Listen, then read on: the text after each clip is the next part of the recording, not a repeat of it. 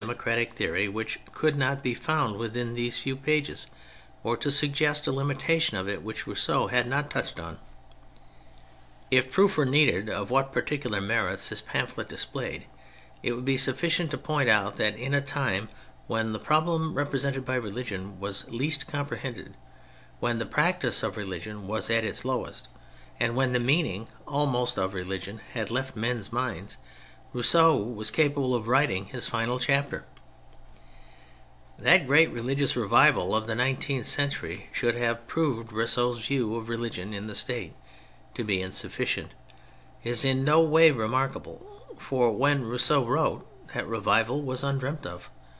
What is remarkable is that he should have allowed as he did for the religious sentiment, and above all that he should have seen how impossible it is for a selection of Christian dogma to be accepted as a civic religion.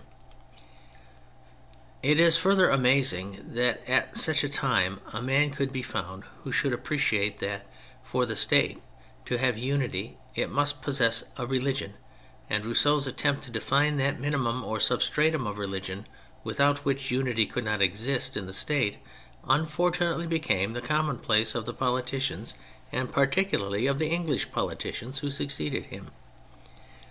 Who might not think, for instance, that he was reading, though better expressed, of course, than a politician would put it, some liberal politician at Westminster, if he were to come on such phrases as these with regard to what should be taught in the schools of the country. Quote, "The doctrines taught by the state should be simple, few in number, expressed with precision and without explanation or commentary. The existence of a powerful God, beneficent, providential and good, the future life, the happiness of the good and the punishment of evil, the sanctity of the agreements which bind society together and of laws, while as for negative doctrines one is sufficient, and that one is the wickedness of intolerance." End quote.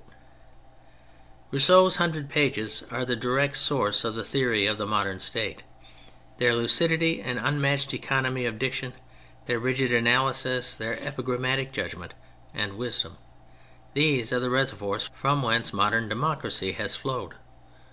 What are now proved to be the errors of democracy are errors against which the Contrat Social warned men.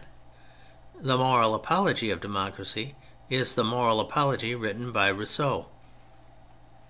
And if in this one point of religion he struck a more confused and a less determined note than in the rest, it must be remembered that in his time no other man understood what part religion played in human affairs, for in his days the few who studied religion and observed it could not connect it in any way with the political nature of man, and of those who counted in the intellect of Europe, by far the greater number thought political problems better solved if religion, which they had lost, were treated as negligible.